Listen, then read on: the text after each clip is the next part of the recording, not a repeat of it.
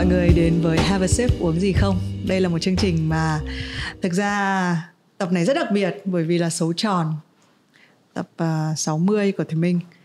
Và cũng đúng với nguyên bản của format là mình muốn được trò chuyện với những người nhiều chữ, những tác giả sách. Hôm nay chào mừng Nguyễn Khắc Ngân Vi đến với Have a Sip. Chào chị Thùy Minh, chào mọi người. Cảm ơn nhãn hàng The Glenlivet đã đồng hành cùng Have a Sip. Đừng để những định kiến hay chuẩn mực xã hội làm ta quên đi chính mình là phiên bản độc nhất. Cũng như The Glenlivet dám phá vỡ cách thưởng thức whisky truyền thống để dám riêng bản Mix and Match Highball cocktail đầy sáng tạo, độc đáo. Để giới thiệu một chút về Ngân Vi, ngoài nghề chính ấy, thì khi mà mình nói câu đấy thì Vi sẽ nghĩ là mình đang nói nghề gì là nghề chính. Em nghĩ chị sẽ chọn cái nghề mà em làm lâu năm nhất á, là nhà báo đúng không? Đấy, ngoài nghề chính là nhà báo thì Ngân Vi đã ra 2 cuốn sách và rất nhiều chuyện ngắn. Và rất nhiều chuyện ngắn. Nhưng mà khi mà mình sẽ nói một chút về các cái format thể loại khi mà chuyện ngắn về sách. Bản thân thì mình luôn thấy rằng để ra một cuốn sách nó là một cái hành trình nó rất là khác biệt. Dạ. Nó gọi là nó sờ được, cầm được, cảm thấy. Trong 2 cái cuốn này và thì mình cũng phải đợi khá lâu mới có duyên đọc. Vì những cái cuốn này thì mình nghe tên rồi, nhưng mà mình cũng không biết tại sao ở cái thời điểm này đến tận 3 năm sau cái cuốn gần nhất của Vi thì mình mới ngồi trò chuyện với nhau trên Have a Sip. Thế nhưng mà để giới thiệu với mọi người thì năm 2016 Ngân Vi ra cuốn Đàn bà hư ảo, và Phúc âm cho một người là 2018 đúng không? 2019, 18. Chắc là viết thì sẽ trước đó. Dạ đúng rồi. 2 cái cuốn này thì cuốn nào giống với Ngân Vi hơn? Giống như kiểu gì? Cứ nói một câu giống đã, còn giống theo kiểu gì thì mình sẽ gần với mình nhất. Thì là mình nhất. Cái cuốn này nó sẽ gần với mình 2016, cuốn này sẽ gần với mình 2018. Cũng hay. Nhưng mà em thì em thích cái cuốn Phúc âm cho một người hơn. Tại vì đó cũng là cái câu hỏi chị vừa hỏi là cái nào giống mình hơn đó. Khi mà mình là một người viết đó, thì mình sẽ bắt đầu bằng cái chuyện mình sẽ viết cái gì gần với mình, cuộc sống của mình hơn. Nhưng mà một người viết có tham vọng và khát vọng thì mình sẽ muốn viết, mình sẽ muốn xây dựng cái thế giới riêng của mình, mà nó phải tách biệt với những cái quen thuộc của mình đi. Thì cái cuốn Phúc âm cho một người nó là như vậy. Đấy, còn Ngân Vi còn là một người cũng chuyên phỏng vấn các nghệ sĩ, một tác giả có tiếng ở trong ngành. Em sắp sửa phỏng vấn ngược lại chị Thùy Minh. Cho nên là hôm nay là một cái cuộc trò chuyện mà thì mình nghĩ là chúng ta có thể nói được nhiều thứ, không chỉ mỗi chuyện sách nữa. Cho thì mình bắt đầu một cách rất là giản dị. Đấy là cái đồ uống đầu tiên của Ngân Vi vào buổi sáng thì là gì? Nếu mà em nói cái này ra thì chị sẽ cảm thấy kiểu em rất là dễ dãi á. Nghĩa là kiểu cái thời điểm em sống với ai á, người ta cho em cái gì thì em uống cái đó. Thế à, ok.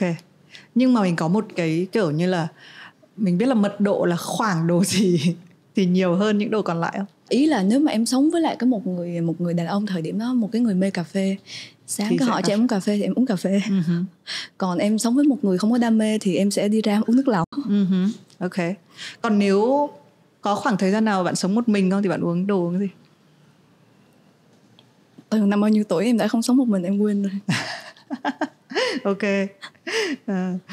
Mình nghĩ là đây là một kiểu thông tin chứ không nhiều hơn là một câu trả lời. Mọi người thì có thể gọi bạn chung chung là nhà báo về văn nghệ. Nhưng mà rõ ràng có một cái kết nối rất là chặt chẽ của Ngân Vi với phim. Cái sự kiện gần nhất là Ngân Vi cũng giúp tổ chức những cái cuộc gọi là hội thoại về phim ảnh. Có một cái gì đây là sở thích hay là nghề? Thì bây giờ mọi người cũng gọi em là biên kịch rồi đó. Ngoài ra thì em cũng đang làm phim một vài dự án với lại chị Trần Thị Bích Ngọc. Mọi người cũng biết chị Ngọc. Thì chị Ngọc là một nhà sản xuất phim rất là nổi tiếng, nhiều giải quốc tế.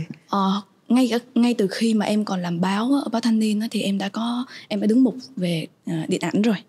Nhưng mà sau đó thì em cảm thấy nếu mà mình muốn viết một cái gì đó thì mình phải tìm hiểu. Tức là tìm hiểu không phải là mình chỉ coi không mà mình phải đi học. Nhìn thấy em kiểu có vẻ như mọi người thấy em cũng hơi ba gai thì mọi người sẽ nghĩ là cô này quá tự do, nhưng em là người vô cùng đề cao chuyện giáo dục. Đó là lý do tại sao mà em đang ở Việt Nam và em sẽ đi du học. Thì khi mà mình biết là mình muốn viết về điện ảnh thì mình phải tìm hiểu.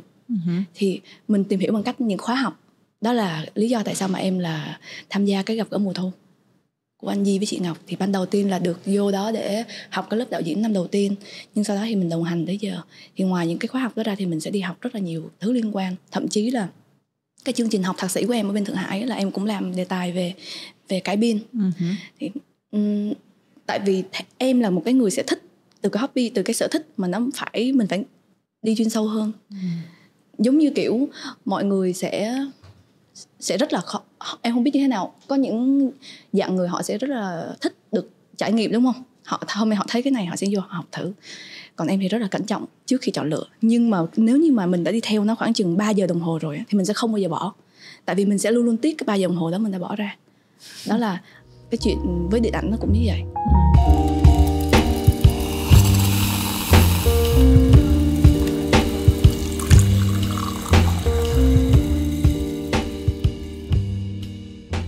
Cái điều gì làm cho Ngân Vi nghĩ rằng là điện ảnh có một cái chỗ đứng quan trọng với mình?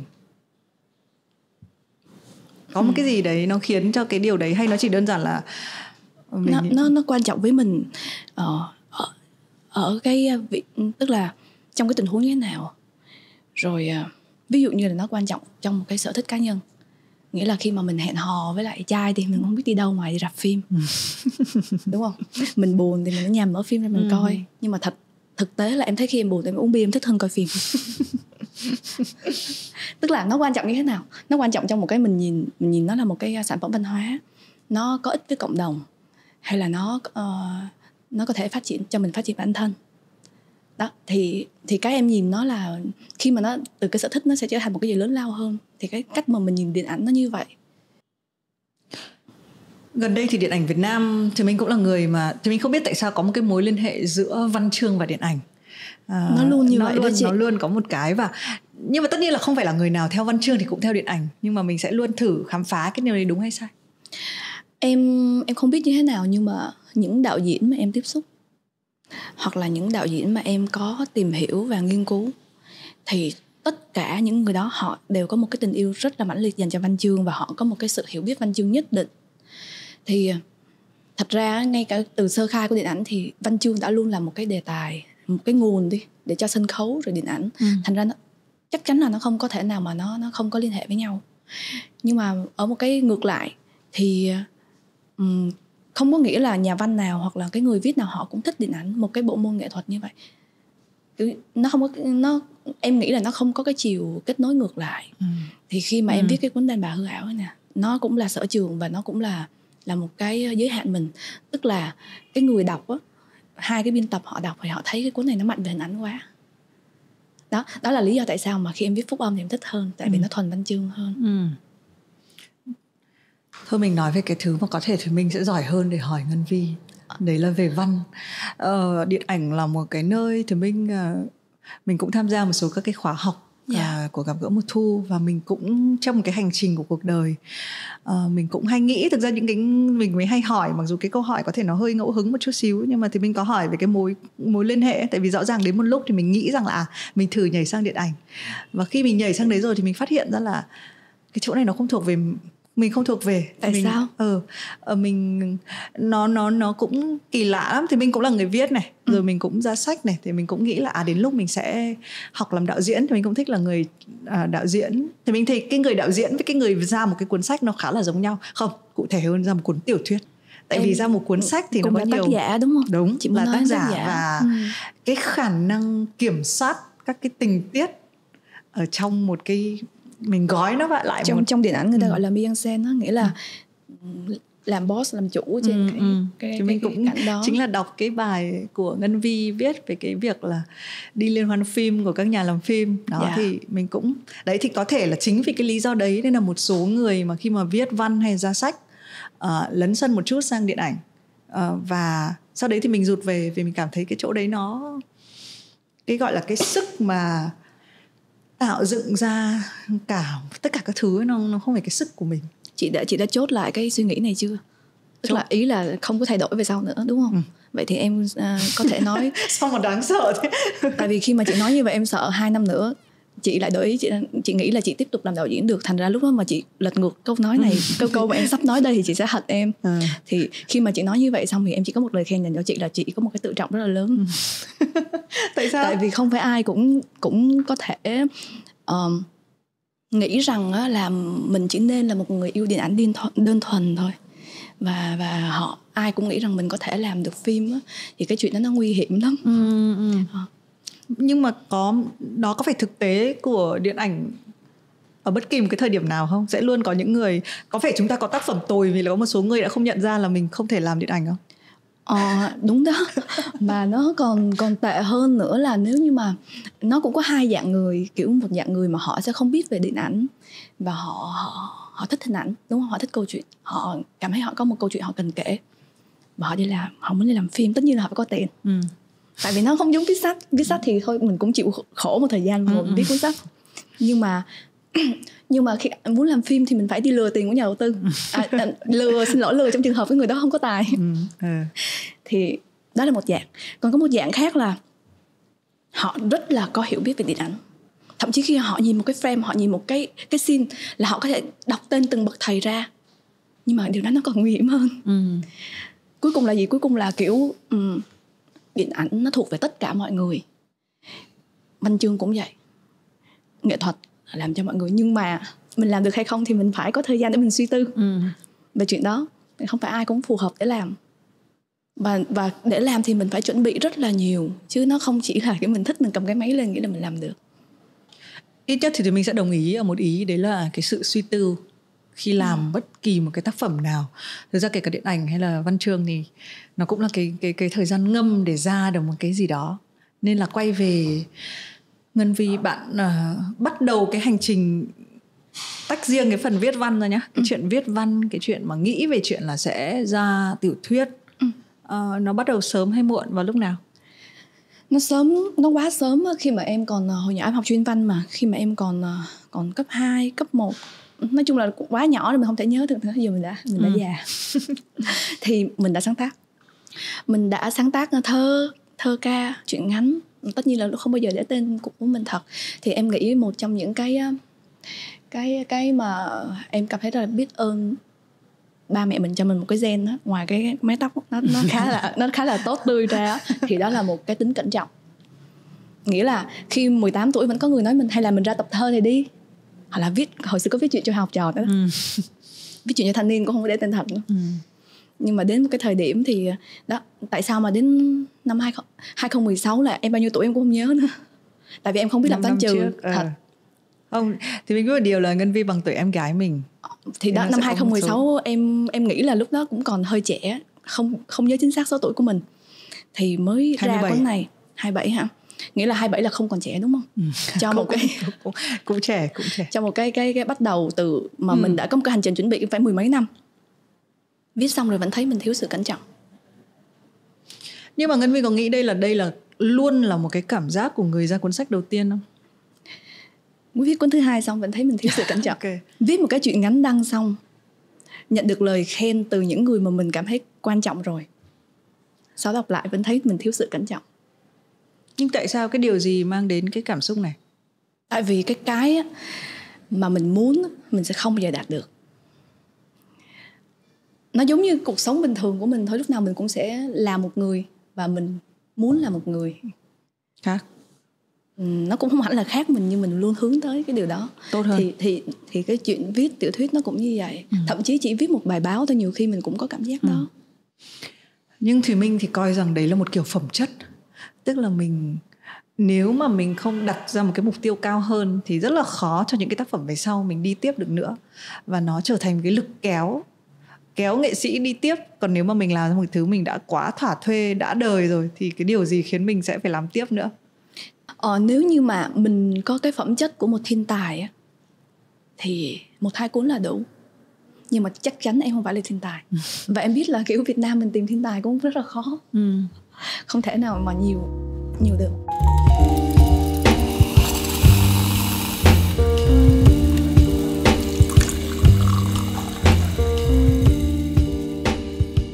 Nhưng cái hành trình mà bắt đầu viết văn này, ngoài cái việc là học chuyên văn và bố mẹ theo thì mình tự hiểu là yêu văn chương và giúp bạn hướng bạn theo, hay là như thế nào? Em không biết nói làm sao. Hồi nãy chị vừa nói một cái ý rất hay mà tự nhiên nó vừa lướt qua là em lại quên rồi. Tại vì em đang bị buồn ngủ. Tức là em không có ai hướng mình hết. Mình thích thì mình tìm hiểu thôi. Nghĩa là đến một lúc mình thấy mình thích cái gì nhất thì mình sẽ theo đuổi cái đó một cách cẩn trọng. Thì mình nói cái ý này nhá. Đấy là thực ra vào những năm trước đó, cái thời của Thùy Minh cũng là dân học chuyên văn.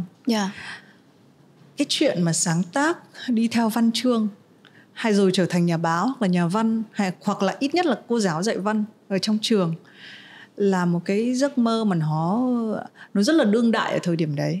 Đúng không? Và nhất là con gái đó, mọi người hay nghĩ rằng là con gái chuyên văn, cái lớp chuyên văn của bọn mình cực kỳ ít con trai. Cái điều đấy là điều đúng không? Sĩ số nam sẽ luôn ít đấy. Nhưng mà bây giờ cái việc mà theo đuổi một cái giấc mơ văn chương nó cứ như là thuộc thế kỷ khác vậy. Thì có bao giờ Ngân Vi bị cái cảm giác này không? Phải kể một câu chuyện dài hơn. Khi mà em viết cái chuyện ngắn gần đây nhất á, thì Phan Đăng Di có khen. Cũng không muốn nhắc ổng tới để kiểu cameo cho mình đâu, nhưng mà cái chuyện đó quan trọng. Tại vì 7-8 năm về trước á, Di có nói là khi nào mà viết một cái gì đó mà Di khen á, thì Di sẽ cho một chuyến đi Pháp chơi. Nhân đây thì nhắc Di luôn. Nghĩa là một mặt nào đó thì nó rất là khó khăn trong cái thời buổi này. Kiểu như là khi mà em viết xong thì có một lần tụi em bàn về văn chương thì Di nói đó, cái thời mà Di lớn lên, cái thời thế hệ 7X đó, thì văn chương nó là một cái giấc mơ đó rất là đẹp. Mọi người yêu văn chương và đánh giá nó rất là cao. Kiểu như những lúc mà mình nghe những cái tên như là Nguyễn Huy Thiệp, Phạm Thị Hoài các thứ, mình thấy thật là dữ dội, đúng không? Mặc dù là em ít đọc văn học Việt Nam. Nhưng mà bây giờ thì nó quá đại trà đi. Mình viết một cuốn tản văn thì mình cũng trở thành nhà văn mà. Nói chung là em cũng không có đánh giá cái chuyện đó. Thì như chị nói lúc nãy á, tức là cái gì nó càng dễ á, thì nó càng khó.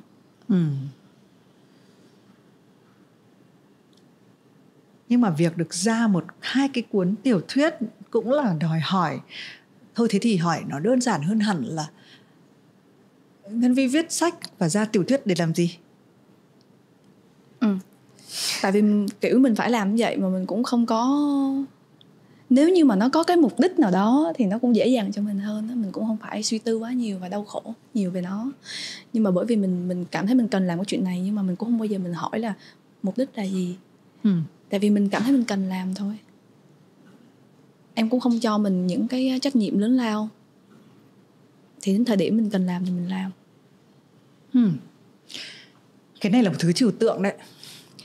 Nếu không, có những thứ mình hiểu là mình cũng đoán thôi, là người xem hoặc là nghe cái podcast này, những cái đấy đều là những thứ dễ hiểu. Nhưng đồng thời chính vì dễ nên khó. Làm thế nào để mình biết là đây là cái điều mình sẽ phải làm? Tại vì con người ta quen đạt được mục đích về mặt tiền bạc hay là... Tất nhiên là cái này không có mục đích về mặt tiền bạc đó. Cái này biết chắc rồi, tất cả những người làm còn phải sách mình phải tức là một cái con Ngân Vi khác phải nuôi một con Ngân Vi khác đó. Khi viết sách.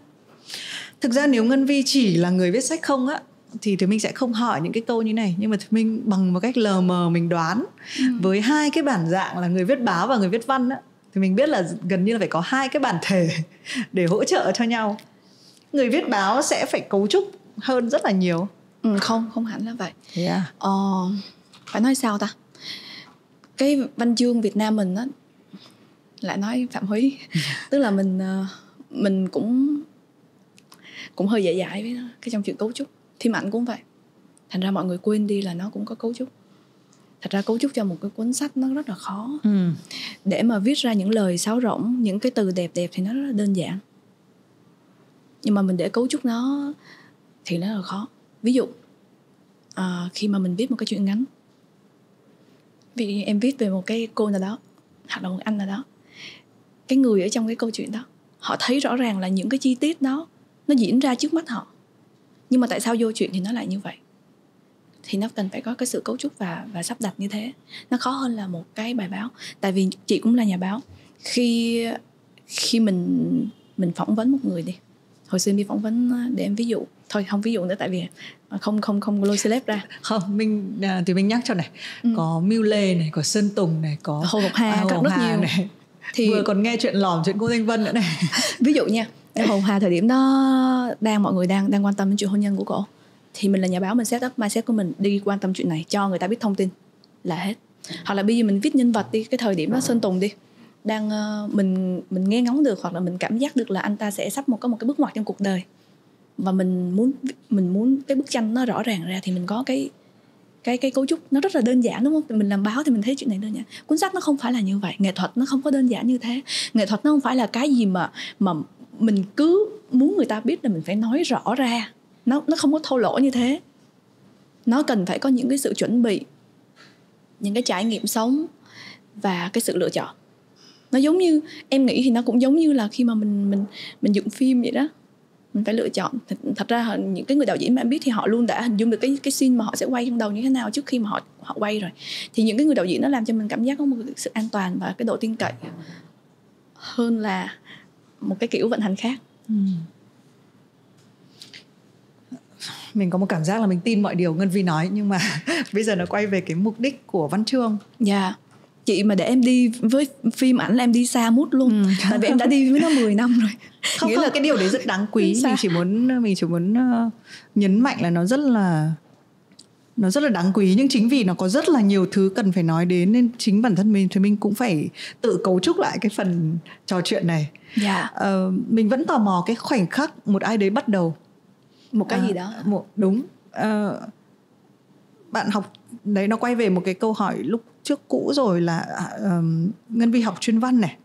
Thế nhưng mà từ cái hành trình cũng phải suy tư ngâm rất lâu, đến 27 tuổi mới ra cái cuốn sách đầu tiên này.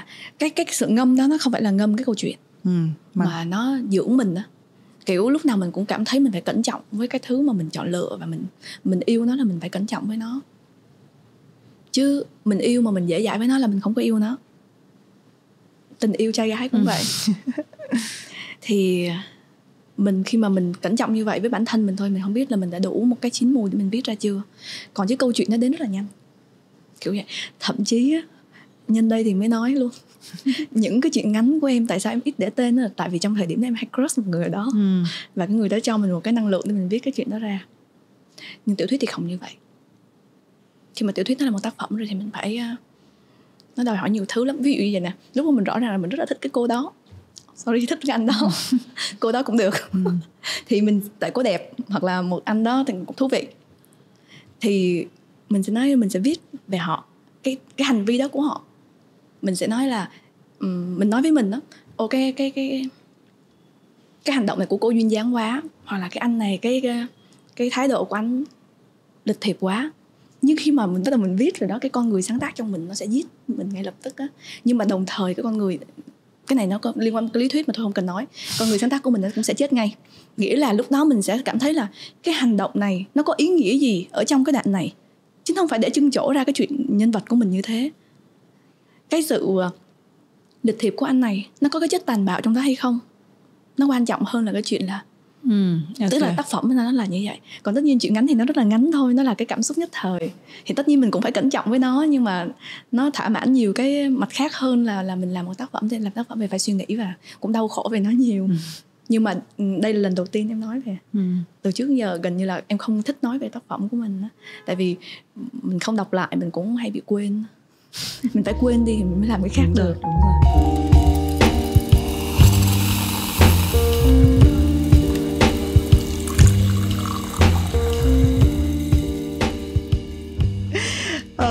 Có một cái so sánh thì mình cũng xin lỗi là cái thời điểm mà thì mình biết đến tên của Ngân Vi á, là mình có cái này mình cũng xin chia sẻ với Ngân Vi, đúng không? Là mình tìm sách ở Vi đọc không có. Và mà bây giờ cái thời đại bây giờ á, là mình quen cái gì nó có sẵn. Hồi xưa có thể mình thích một cái cuốn nào thì mình chờ đợi nó để mua bằng được, nhưng mà bây giờ thì mọi thứ nó đến từ sự tò mò, và xong mình sẽ cái khoảnh khắc cái micro moment đấy mà mình không tìm được cái cuốn sách đấy thì nó sẽ trôi đi. Và đấy là lý do đến tận vài năm sau thì mình mới phỏng vấn tác giả, thì mình mới đọc có một cuốn. Thế nhưng mà một cái câu mọi người hay nói ở trong cái cuốn Đàn bà hư ảo á, là đây là một người trải đời. Bản thân bạn đọc những cái lời nhận xét đấy thì em thấy buồn cười thôi. Tại vì nghe bất kỳ ai nói gì về mình cũng sẽ thấy mắc cười. Cái show này mà nói lên mà em nghe lại giọng của em nói, em sẽ cười chết. Nghĩa là cái đó là trạng thái bình thường rồi. Thì em không có hiểu cái sự trải đời mọi người muốn nói là gì. Nghĩa là trải nghiệm, đúng không? Trải nghiệm của một người này nhiều hơn trải nghiệm người kia, đúng không? Nhưng mà chưa chắc. Nó chưa chắc là cái trải nghiệm của anh nhiều hơn trải nghiệm người đó ở một cái mặt khác. Ví dụ nha, em có thể say sưa, em có thể quậy phá, em có thể yêu đương nhiều hơn. Nhưng mà có thể trải nghiệm trong cuộc sống gia đình, ví dụ như là tâm sự với lại mẹ, quét cái nhà nó ít hơn người ta, thì mình cũng không thể nào nói cái đó là trải nghiệm nhiều hơn. Nhưng cái chuyện quan trọng ở đây là anh có quan sát anh trong cái trải nghiệm đó hay không.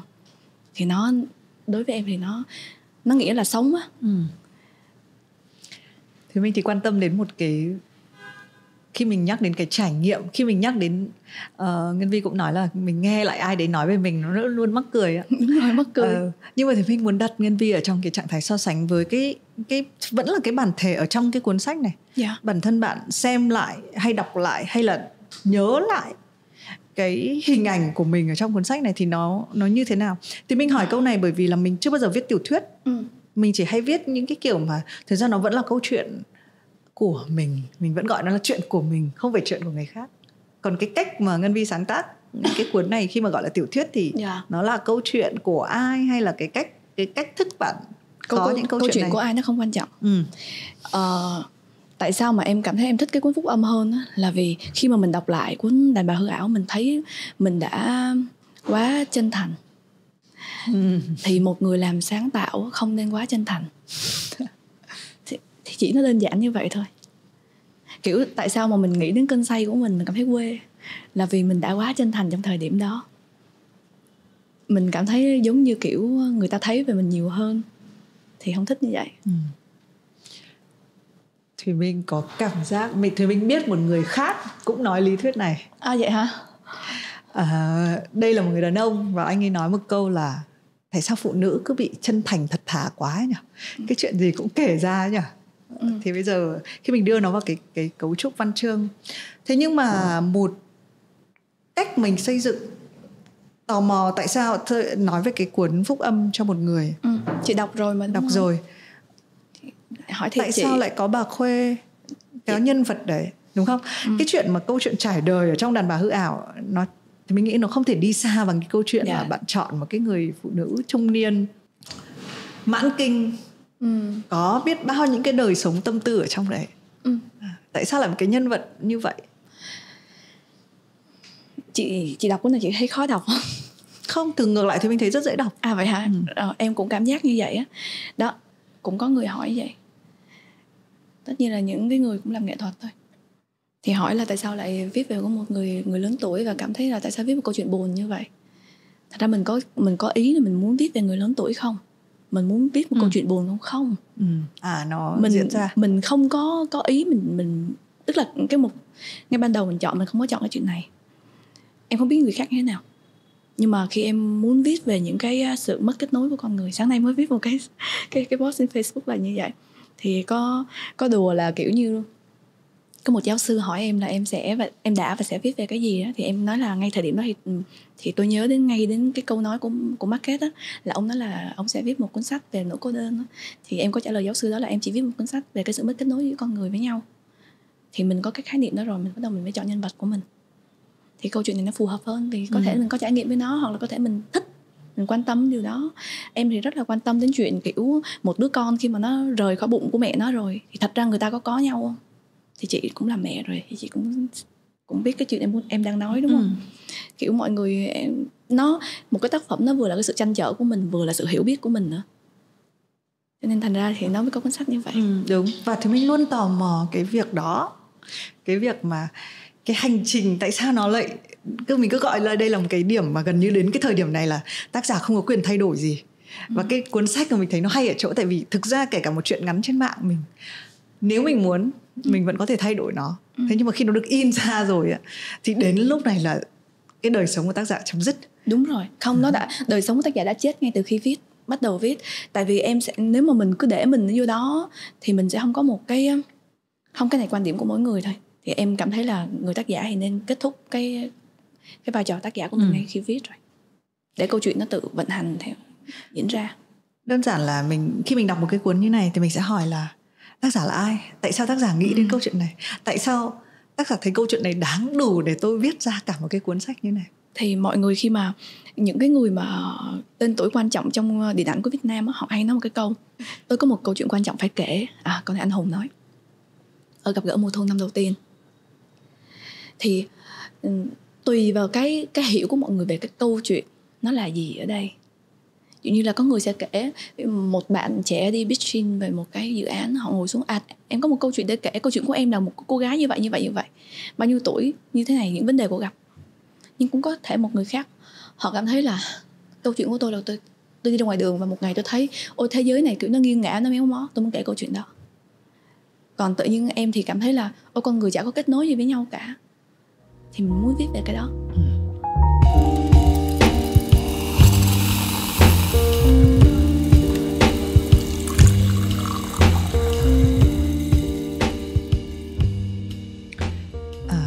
Ngân Vi nói đến một cái ý mà thực ra mình cũng bị mất kết nối với chính cái bản thể của mình khi mình học văn á. Đây là cái câu hỏi mình rất là hay hỏi thường trực: mình có câu chuyện để kể không? Bây giờ thì mình so sánh ở cái thời đại này, dường như là ai cũng có một câu chuyện để kể. Và thậm chí mọi người chả kịp lắng nghe câu chuyện người khác nữa, vì tôi có quá nhiều câu chuyện để kể. Mà chuyện nào cũng thú vị đúng không? Thành ra là muốn hỏi Ngân Vi là, với tư cách là Ngân Vi nhá, không cần thiết là một người viết tiểu thuyết hay là một nhà báo hay là một người biên kịch, một cái câu chuyện như thế nào thì bạn sẽ nhìn là một câu chuyện đáng kể? Bây giờ cái câu hỏi của chị nó cũng hơi khó, nhưng mà em sẽ lật ngược lại cái câu trước đó của chị. Về chị nói có rất là nhiều câu chuyện để kể, và em nói câu chuyện nào cũng thú vị đúng không? Thì tất nhiên là chị sẽ không trả lời được liền cho em. Nhưng mà ngay lập tức á, thì cái vai trò của một cái người làm báo nhiều năm, em cũng học báo giống như chị, thì sẽ thấy rằng nếu mình là một người đọc báo thì mình sẽ thấy câu chuyện có thông tin là một câu chuyện ổn rồi đúng không? Nhưng mà một tác phẩm văn chương thì nó cần nhiều hơn thế. Thậm chí có những tác phẩm văn chương mà mình đọc, thậm chí nó không cho mình thông tin gì mới luôn. Mình chỉ say đắm trong những cái ngôn từ, không khí nó tạo ra như vậy. Thì chị vừa hỏi với em là câu chuyện quan trọng như thế nào. Nó quan trọng ở em phải mượn chuyện của người khác nữa. Khi em coi một cái phim và bạn em là đạo diễn thì có mời em tới coi cái phim trước khi mà trong cái quá trình dựng. Thì khi mà mình coi rồi đó, thì tất nhiên người ta phải tin tưởng mình, người ta mới gọi mình tới. Mình sẽ coi một cái scene đó mà mình thấy mọi thứ đều ổn, chỉ là người ta chưa có làm được cái cảm giác đó. Và anh ấy nói với em, đúng là nó không có làm được ra được cái cảm giác đó. Đôi khi cái mình mong đợi á, mình hiểu là cô đơn nó là như vậy. Khi mình coi cái phim gì Scarlett Johansson đóng quên ở Nhật á, Lost in Translation. Đúng rồi. Okay, mà producer send vào luôn. Ví dụ cái phim đó nó kể về cái gì? Nó kể về hai con người cô đơn ở thành phố. Thì kiểu như vậy. Thì cái câu chuyện của em muốn kể về sự mất kết nối. Thì em trong cái cuốn Đàn Bà, nó là cái sự mất kết nối giữa hai con người, người đàn ông với đàn bà, người đàn bà với người đàn bà. Và sau đó mình phát hiện ra là cô này cũng mất kết nối trong cái mối quan hệ gia đình. Thì lúc đó em cảm thấy là thôi cũng được, kể tạm ra vậy đi. Làm sao để mình thể hiện được nó một cách tinh tế. Nhưng cái cuốn này nó không đủ tinh tế như em mong đợi, thì em viết cuốn kia. Thì em nghĩ cái sự mất kết nối cao nhất là cái gì? Là một cái người phụ nữ, họ rõ ràng là họ có con, họ đẻ con, chị đẻ con rồi, chị sẽ thấy con mình nó là sản phẩm của mình, nó là kiểu tài sản của mình, nó giống như nó là của mình đó. Cái chữ của mình là em thường nghe nhiều nhất. Nhưng mà mình cái sự phản biện cho mình thấy không phải. Con người là đã ra khỏi bụng mẹ rồi, là nghĩa là anh cô đơn giữa cuộc đời này, và thật sự một cách nào đó anh vẫn mất kết nối với cái người mẹ kia. Thì mình phải làm sao để mình viết được cái trạng thái này đó. Em muốn nhắc đến chữ trạng thái. Thì những cái phim mình thích hoặc là những cuốn sách mình coi thì nó hay nó làm về một cái trạng thái, một cái ý niệm hơn nhiều là một cái câu chuyện nào đó là có mở đầu như thế nào, kết thúc ra sao. Rồi, không nhớ được câu hỏi là gì đúng không? Không nhớ được câu hỏi là gì. Câu hỏi nói về phim thì đi 10 cây số cách xa đúng không? Rồi. Câu chuyện nào cũng là thú vị. Đúng rồi. Quay trở lại cái điều đấy. Thì mình chỉ nghĩ là cái câu đấy nó đúng ở trong cái bản thể của người muốn kể chuyện thôi. Cái câu chuyện nào cũng là thú vị với tôi, nhưng mà 1, 2, 3, 4, 5 người ngồi quanh tôi, bao nhiêu người mà tin rằng nó thú vị thì cái nó lại liên quan nó đến quan trọng lắm luôn ha. Đến kỹ năng đúng kể rồi. chuyện. Đúng rồi. Em vừa mới nói một cái câu chuyện là ví dụ nhà báo á, thì kể cái thông tin là đủ với mình, nhưng mà một cái nhà văn hoặc một người làm phim lại phải người làm phim, anh muốn người ta tin vào cái chuyện đó thì anh phải có cái cách kể như thế nào, anh phải tạo kết nối với cái người đọc ra sao thì người ta mới tin vào những điều anh kể. Một cái trạng thái anh đưa ra, một nỗi buồn anh đưa tới trong vòng 2 câu thôi, người ta thấy tôi buồn muốn chết rồi. Thì cái chuyện đó là cái chuyện giữa cái người viết và cái người đọc. Rồi đến câu chuyện đáng để kể. Ai cũng có câu chuyện để kể, nhưng mà rõ ràng là đời sống và sức lực của chúng ta, thời gian của chúng ta có, thì nó không cho chúng ta kể tất cả những câu chuyện chúng ta có. Nếu mà phải chọn lọc lại thì cái câu chuyện mà đáng kể thì bạn sẽ kể cái gì? Bạn thấy câu chuyện nào là đáng kể? Cá nhân em á hả? Ngân Vi nhắc rất nhiều đến sự kết nối hay là cô đơn, thì đấy có phải là kiểu câu chuyện đáng kể của Ngân Vi không? Thì em quan tâm nhất cái gì? Em quan tâm nhất không phải là quá trình làm giàu của một người. Mình không quan tâm lắm. Em cũng không quan tâm chuyện đau khổ theo dạng nói sao ha. Em cũng không quan tâm lắm một cái câu chuyện mà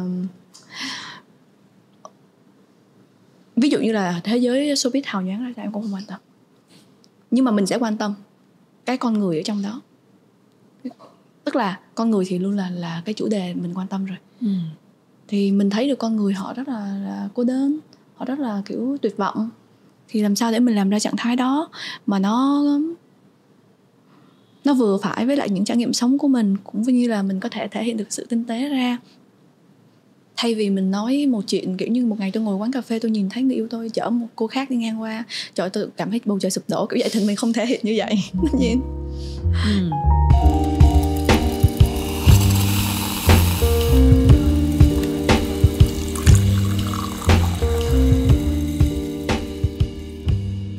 trong cái chuyện làm phim nhá, thì một cái vừa rồi mọi người có nghe đến Anh Hùng chẳng hạn, thì mình muốn giải thích thêm, đấy là đạo diễn Trần Anh Hùng. Đạo diễn cũng rất là gọi là nói chung là làm nên tên tuổi điện ảnh, đặc biệt điện ảnh Việt Nam. Anh Hùng còn nói một ý rất là hay là khi mà làm một bộ phim á, thì nó có mấy cách. Một là người biết kể cho người không biết. Đúng rồi. Đúng không? Một người mà làm ra cái bộ phim trinh thám là thực ra đã biết ai là thủ phạm rồi, nhưng mà chỉ có khán giả là chưa biết, thì từ từ anh ấy sẽ dẫn đến cho khán giả biết. Cũng thi thoảng những người không biết kể cho người biết, đúng không? Anh Hùng là một người không biết gốc Việt, không biết chưa biết nhiều về Việt Nam, thì kể cho toàn những người Việt Nam về chuyện là Việt Nam đẹp như thế nào. Cắt một quả đu đủ ở trong cái quả đu đủ xanh trông nó như nào. Và còn lại một cái vế nó cũng khá quan trọng là đôi khi nó là hành trình của người không biết kể cho người không biết. Đó. Cái đó rất là hay, phim của Goda đó. Thì bây giờ quay về cái, thực ra với phúc âm cho một người là thì mình có thể nhìn những cái cách thức là đây là rõ ràng, nhưng mà thì mình muốn hỏi lại, nó bóc tách đến tận cái giây phút cuối cùng mình mới biết được những cái chi tiết, đúng không? Ngay từ đầu thì mình có một cái cảm giác là cái người phụ nữ này có một cái sự khổ hạnh. Nhưng mà tại sao cái sự khổ hạnh lại đến với bà ấy, hay là tại sao bà ấy lại cảm như thế, thì nó cứ phải cần bóc tách đến những cái dòng cuối cùng mình mới biết nhiều thứ ở trong đấy.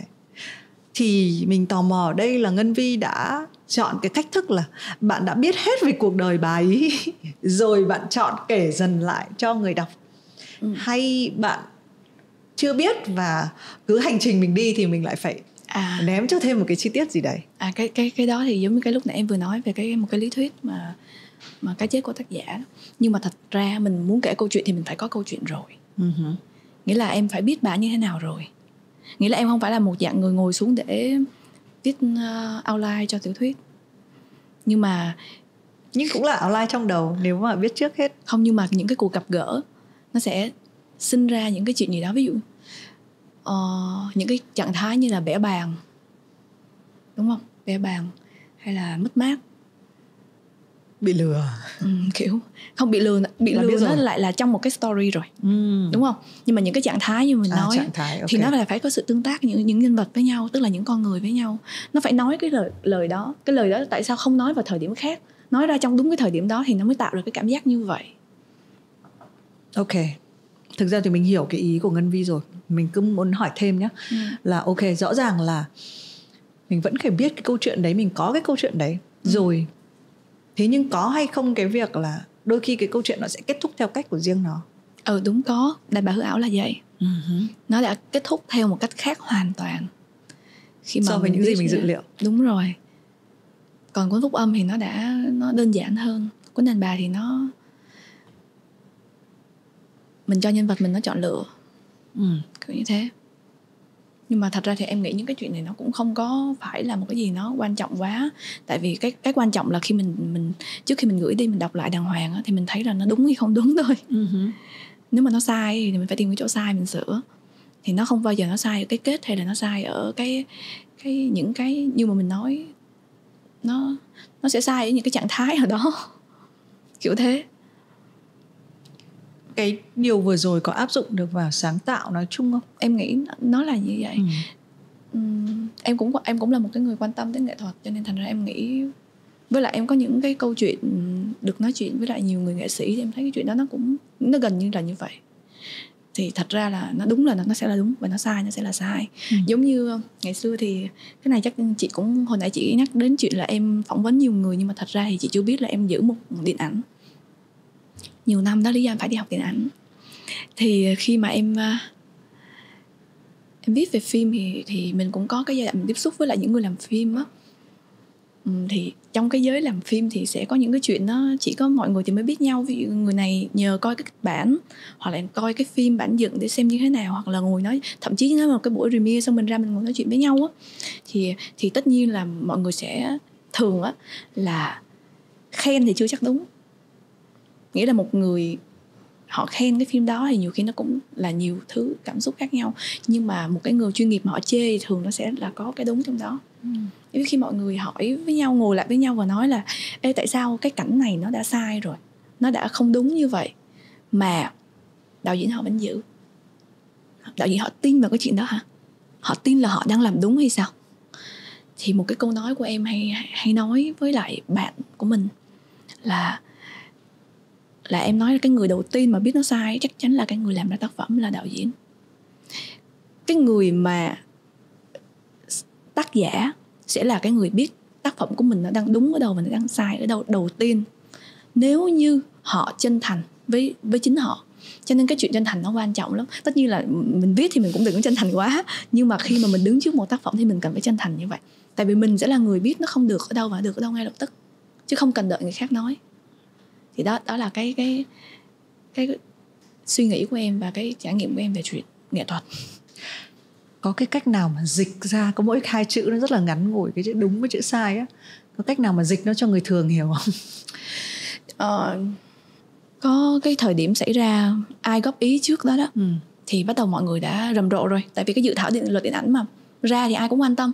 Rồi một vị nào đó nói rằng phim người phán xử là sẽ làm cho tăng tỷ lệ tội phạm. Tất nhiên là họ nói họ không dựa trên một cái khảo sát xã hội học gì cả. Thì cái chuyện đó nó quá quen ở Việt Nam này, mình không cần bàn. Nó cũng có gì hay ho để bàn, thành ra mình tự mình bị cũ. Nhưng mà có câu chuyện quan trọng ở đây. Thì em có viết một cái bài. Tức là chị A sẽ thấy cái phim đó đúng, chị B thấy cái phim đó sai. Nó không phải là cái chuyện cái phim nó đúng hay nó sai. Tại vì cái phim nó đúng hay sai á là cái người tác giả, câu chuyện của người tác giả. Nhưng mà cái người, tức là tác giả họ phải có trách nhiệm và cái gì đó với cái tác phẩm của mình. Nhưng mà khi mà khán giả họ kết nối với lại tác phẩm thông qua cách đó, thì nó dựa đến rất là nhiều thứ. Kinh nghiệm của cái người đó, giáo dục, môi trường sống. Cho nên hai cái này là hai cái độc lập với nhau. Thành ra nếu như mà nói đúng với sai thì mình chỉ có thể nói với cái người làm ra tác phẩm, còn mình không thể nói với lại khán giả được cái chuyện đó. Nhưng mà mình, ví dụ như một người đã là mẹ như chị, thì chị mong đợi gì ở con chị khi những đứa con mình nó coi một tác phẩm? Mình phải chuẩn bị rất là nhiều, đúng không? để trước khi nó có một tác phẩm. Đó, thì đó là cái em muốn nói. Thì mình nghĩ là thì mình hiểu. Với trông thế thôi, cái việc này nó không được coi là quan trọng ở cái thời điểm này, khi mà ai cũng nói về mass, tức là đánh mass, cái sản phẩm gì người ta cũng muốn là đánh càng đông càng tốt. Không hiểu cho lắm. Đấy, thì từ từ sẽ hiểu. Thì mình chỉ nghĩ là thực ra một trong những trách nhiệm của tác giả ấy là tìm, có thể người ta không đi tìm, thế nhưng mà hoặc là bằng một cái lực kéo nào đấy, họ phải tìm đến đúng người mà có thể hiểu và tiếp nhận cái câu chuyện của họ.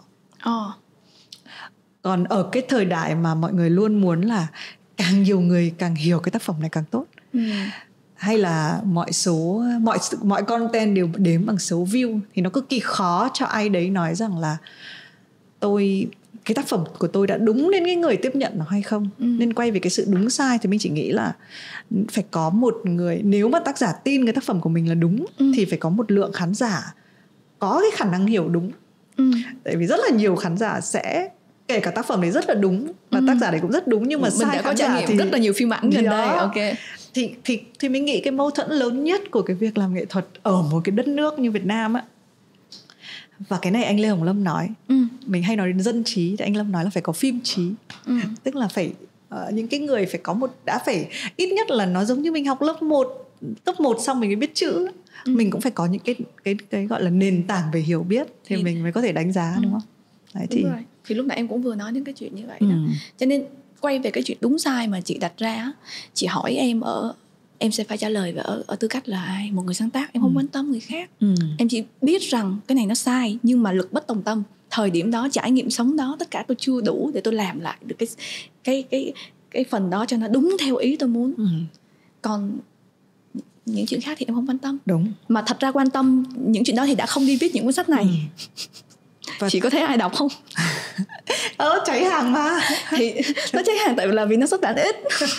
Không, thì mình vẫn tin là không, tụi mình đọc và mình không phải là một người rất là dễ dãi. Nếu mà mình có thể enjoy, mình có thể thưởng thức hết một cái, thực ra thì mình cũng sẽ là người mà nếu đọc đến nửa chừng mà mình thấy mình không thể nuốt được nữa, nói nghe nó hơi trần tục, thì mình cũng dừng lại. Thì mình cũng tin vào một cái kiểu như là mình không cố gắng để ở cái thời đại này mình có quá nhiều những thứ mà mình có thể tiêu thụ. Mình gần như mình không phải cố gắng để tiêu thụ. Hồi xưa ngồi trước màn hình tivi có quá ít các chương trình nữa. Nhiều khi có những cái thứ mà nó rất là khô nhưng mình cố gắng. Vì mình, còn bây giờ thì gọi là một trong những cái sự xa xỉ của cái thời đại này là chúng ta có quá nhiều món. Có phải là mọi người hay dùng cái từ thế giới phẳng đúng không? Mà nó phẳng quá rồi đó. Đúng. Vậy thực ra là cũng có nhiều người sáng tạo nhiều hơn, người ta viết lách rồi đưa ra nhiều hơn. Và phần lớn trong số họ có thể nó là thuộc vào cái số lượng người mà Ngân Vi có nhắc, đấy là người ta không cần phải suy tư nhiều đến thế trong một tác phẩm, người ta không cần phải nghĩ nhiều thế, nên là mình mới có nhiều tác phẩm, đúng không? Chứ còn nếu mà ai cũng nghĩ rất lâu, mấy năm mới có một thứ thì chắc chắn số lượng chúng ta không có như bây giờ. Thì cũng phải nói lại là tất nhiên cũng có những trường hợp như em nói là thiên tài á. Và tất nhiên là cũng có cũng có những trường hợp ngây thơ. Mình cũng không nói hết được. Đúng rồi. Không đánh giá thôi. Không đánh giá.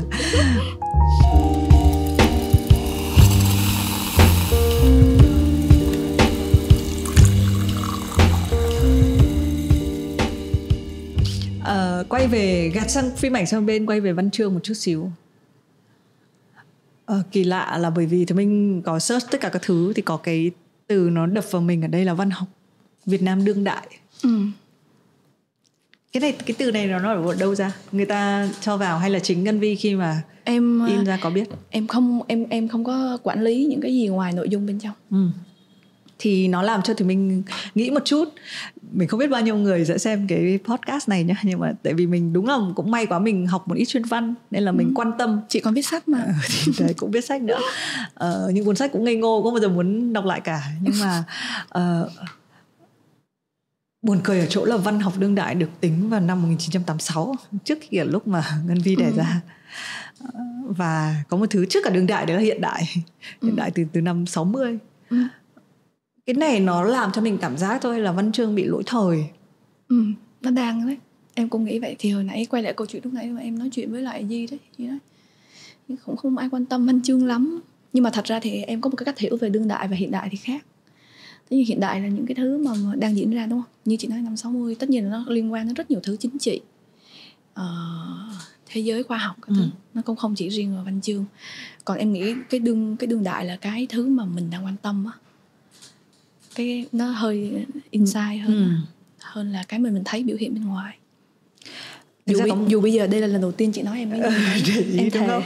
Không, nhưng chính vì mình có research một tí mình mới thấy cái văn học đương đại nó có một cái như Ngân Vi còn vừa nói là có một cái gì đấy nó bên trong.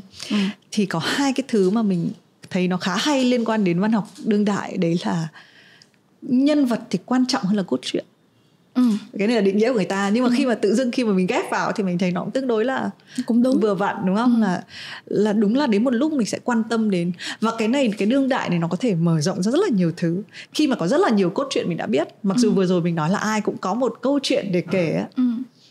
Thế nhưng mà ai kể, cái người kể chuyện đấy lại là cái thành tố nó quan trọng hơn. Đấy, thì mình thấy là một trong những thứ đương đại là cái nhân vật thì quan trọng hơn.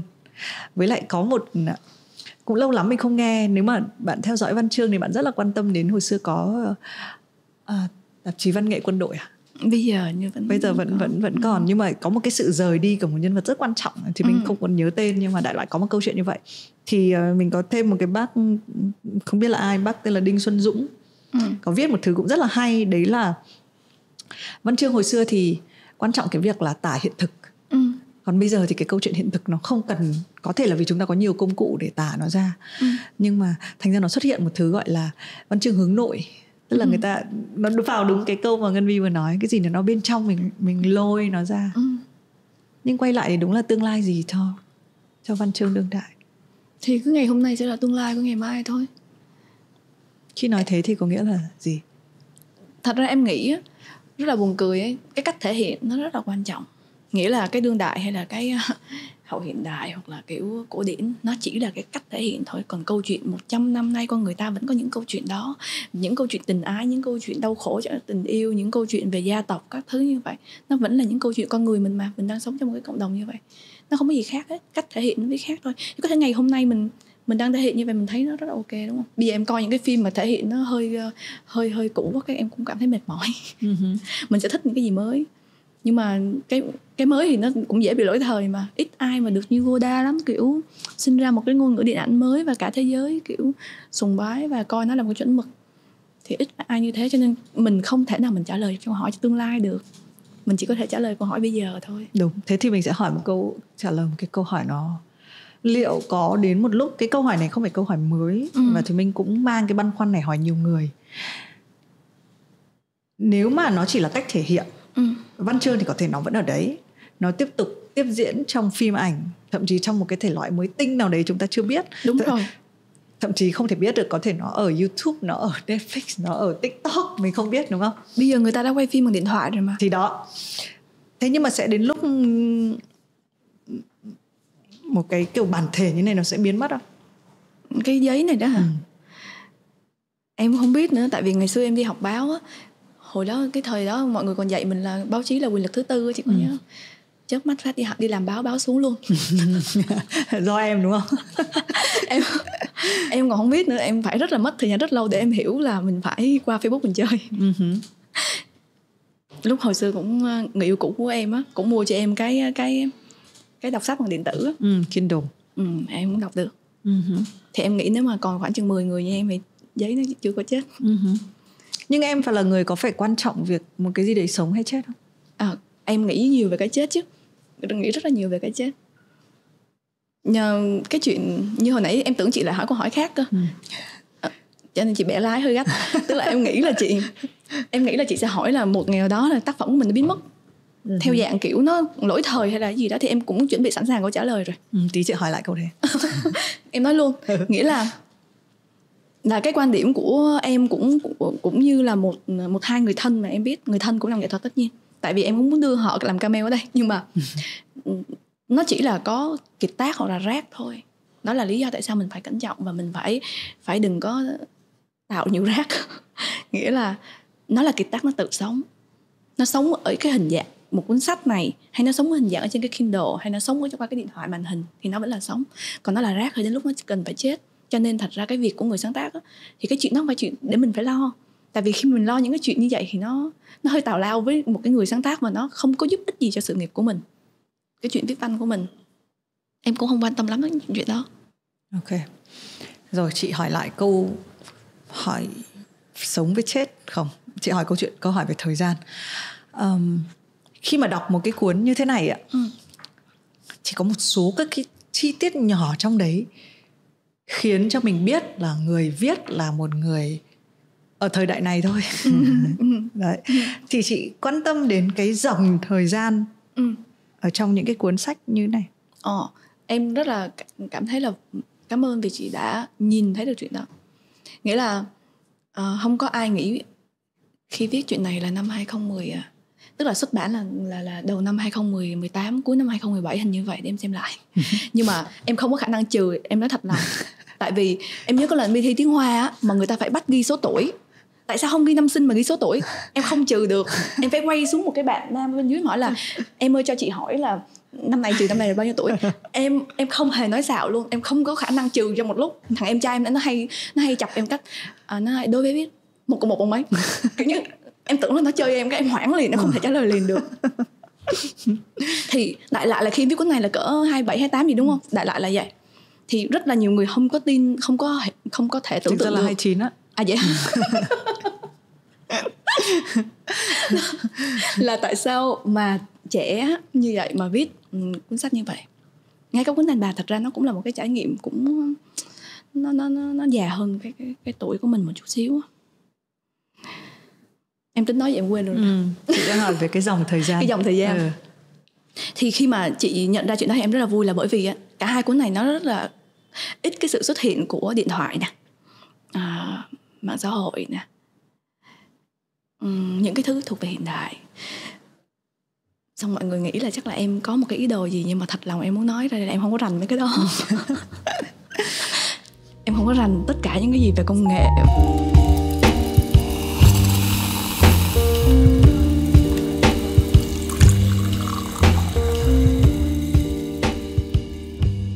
Đấy, tương lai là một thứ khó nói này.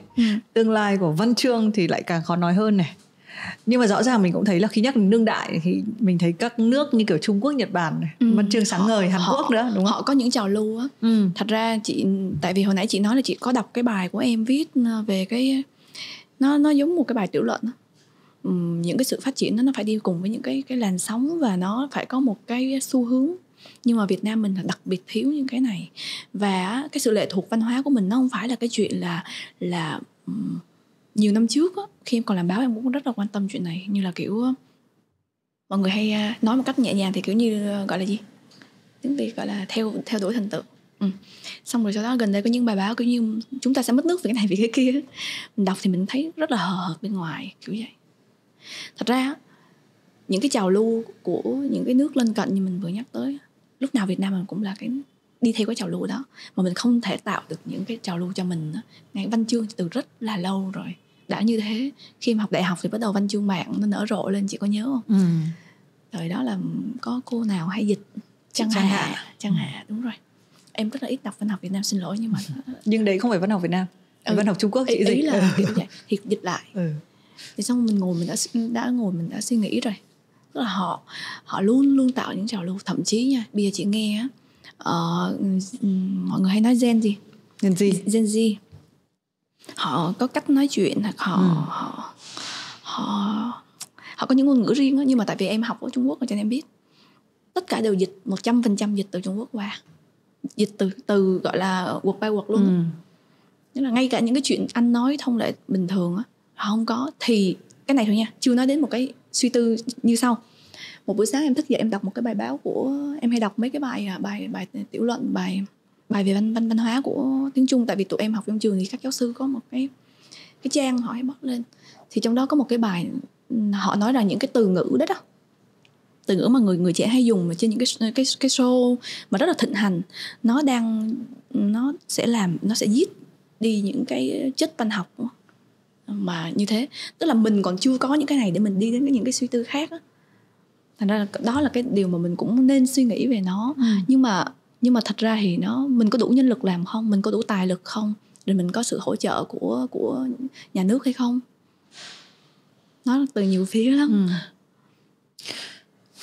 Nhưng mà có một cái thứ như vậy cũng là sẽ có nhiều thứ không biết là sống chết thế nào, nhưng những thứ như vậy thì mình cảm tưởng nó sẽ chết đi.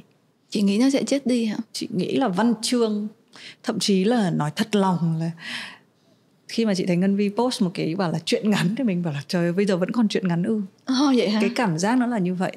Nhưng mà cái cộng đồng những người viết văn của mình thì có không? Tất nhiên là ít, nhưng mà liệu có một tí nào không? Em nói cái này thì em cảm thấy có lỗi với lại cộng đồng văn chương á, em chỉ có biết cộng đồng điện ảnh thôi. Em gần như không có kết nối với lại người viết lách luôn á. Kiểu em không biết nói sao, nhưng mà ví dụ như điện ảnh thì em làm việc em kết nối được, còn văn chương gần như nó là cái thứ gì nó quá riêng tư với em đi á. Như hồi nãy quay lại cái câu hỏi của chị lúc đầu á, nó là một câu hỏi cũng thông lệ đúng không, nhưng mà nó cũng quan trọng là tại sao mình phải viết. Đến thời điểm đó phải viết thì phải viết thôi. Mình làm cái phim mình còn biết tại sao mình phải làm cái phim, nhưng mà viết văn á là mình không biết tại sao hết. Cho nên từ cái chuyện này mình mới biết thật ra mình thuộc về thế giới nào nhiều hơn. Mình thuộc về cái nơi mà mình phải làm á, không biết nhiều hơn. Còn những cái khác thì nó cũng giống như công việc của mình vậy. Chị em luôn tin vào những cái thông lệ, và em luôn tin vào những cái căn bản. Ví dụ em rất là thích những cái phim của Stanley Kubrick, phim hoặc là mình sẽ thích cái phim Bố Già, tại vì á nó phải có những cái căn bản và nó tuyệt đối. Nó phải là một cái chuẩn mực như vậy trước khi mình muốn phá cách nó. Và em không có tin lắm vào cái chuyện phá cách khi mà mình không có nền tảng từ đầu. Dạ, thì mình cũng là những người đi phỏng vấn, mình cũng phải biết có những câu hỏi buộc phải hỏi và để nó đi đến những cái khác hơn. Nhưng mà nó lại khó trả lời nha, nó không hề dễ trả lời. Thì thực ra nếu mà nó dễ trả lời cho Vi ở cái lúc đầu đấy thì có lẽ là những cái hành trình về văn chương nó sẽ khác hơn. Dạ đúng rồi. Thật ra mình ngồi đây mình sẽ là gần nhất với mình mà, kiểu như thế. Cho nên sách em có ế thì nó cũng là em.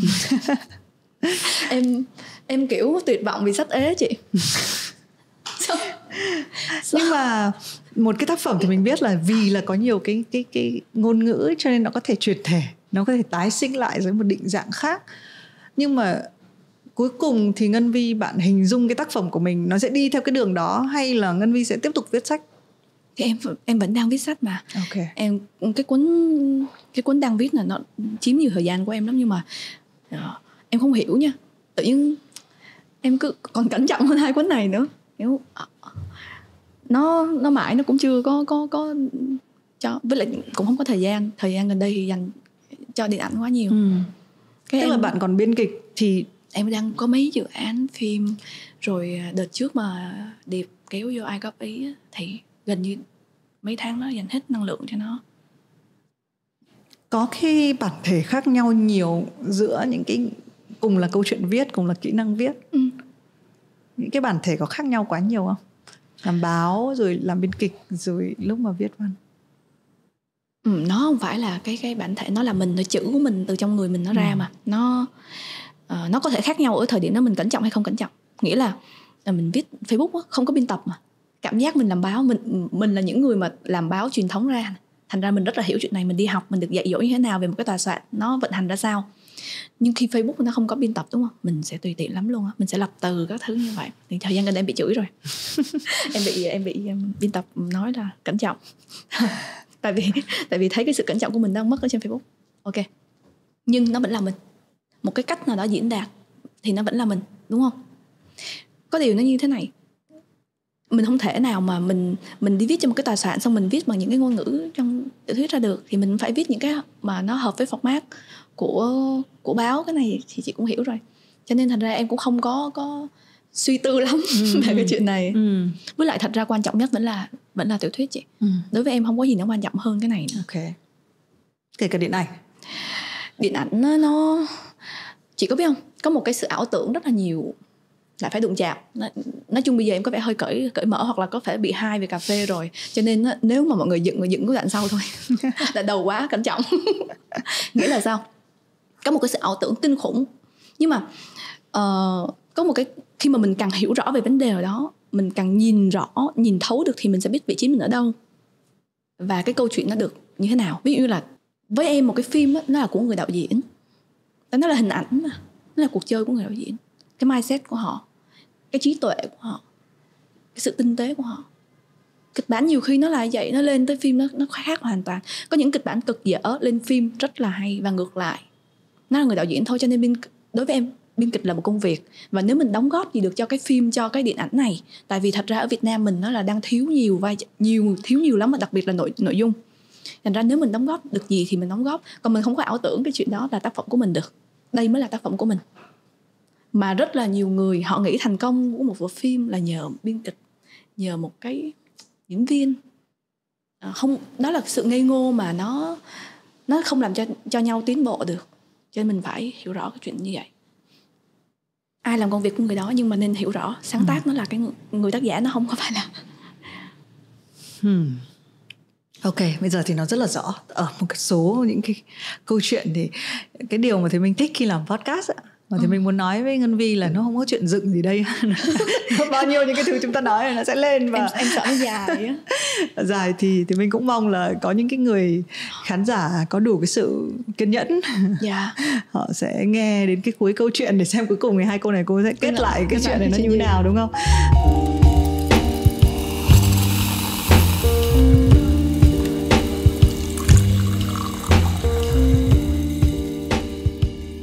Nhưng mà mình thích những cái hành trình của những cái cuộc trò chuyện.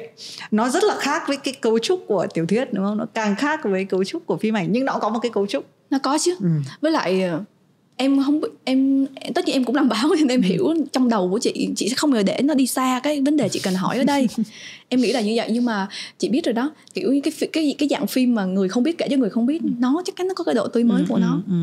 Đôi khi cái câu chuyện nó làm nên mình chứ không phải mình làm nên câu chuyện đó. Rồi thế quay lại thì vẫn là chuyện tiểu thuyết vẫn là một cái hành trình cực quan trọng của Ngân Vi, đúng không? Nó quan trọng tuyệt đối với em, và nó phải quan trọng như thế nào thì 2016 là bao nhiêu tuổi em lại quên rồi, xin lỗi, không phải cố tình. 27 thì 27 tuổi em mới viết cuốn tiểu thuyết đầu tay. Mặc dù trước đó em đã viết rất nhiều chuyện ngắn và em có hàng tá câu chuyện để kể. Chỉ biết người trẻ mà, trẻ là bao giờ cũng hào hứng, cũng hứng khởi với câu chuyện của mình. Tuổi trẻ sẽ thấy chuyện của mình là độc đáo nhất, tình yêu của mình là tuyệt đối, bi kịch của mình là khốn khổ, khốn nạn nhất thế giới này rồi. Cái sự háo hức luôn luôn có. Nhưng mà tại sao không có viết sớm? Mà thậm chí là khi mà mình quằn quại lên đó, thì mình sẽ có cái năng lượng mình viết chữ, mình sản xuất nhiều. Nhưng mà đó chính là cái sự cẩn trọng mà. Vì mình yêu nó đến một cái độ mình phải rụt rè với nó, mình phải tôn trọng nó. Em cảm thấy viết như vậy là còn hơi nhanh rồi đó. Thì mình chia sẻ cái cảm giác này. Cái cuốn sách đầu tiên của mình là 29 tuổi. Mặc dù cũng là một người viết báo từ năm rất là trẻ. Mặc dù chị có thể viết từ năm 19 tuổi, đúng không? Và ai cũng nói là hãy viết sách đi, nhưng mình cũng thành ra bây giờ Ngân Vi kể thì mình thấy là mình không có độc đáo đến thế. Nó có một cái mẫu số chung là chúng ta đúng là nhưng mà có một thứ mà Vi đã nói rất chính xác, đấy là khi mình yêu cái gì thì mình cẩn trọng hơn, mình rụt rè hơn. Thế cái đích đến cho cái hành trình này sẽ là gì? Ở cái thời điểm nào, một cuốn sách như thế nào, bao nhiêu cuốn sách? Cái này nó cũng là một câu hỏi nguyên mẫu nhé, nhưng mà nó rất hay dùng để kết lại một cái cuộc hành trình khi nói chuyện. Đấy là lúc bắt đầu và lúc nào là lúc mà cô Ngân Vi nói rằng là ok. Em luôn tưởng tượng mình sẽ giống như kiểu nói sao ha, kiểu bà Alice Munro già rồi xong rồi một ngày sẽ được giải Nobel văn học. Và cái chuyện viết văn đó, nó là cái chuyện mà một ngày 8 tiếng, 10 tiếng, 12 tiếng làm việc, chứ nó không phải là chuyện hôm nay tôi hứng lên tôi ngồi tôi viết. Em không bao giờ như vậy. Em có thể hứng lên viết cái chuyện ngắn em tặng cho một cái crush rồi đó. Ok, nhưng mà tiểu thuyết không phải là như thế. Thì em luôn tưởng tượng một ngày mình già và mình được giải. Cho nên cái chuyện quan trọng nhất bây giờ là phải sống tới lúc đó. Chứ không phải viết cái gì à? Đúng rồi.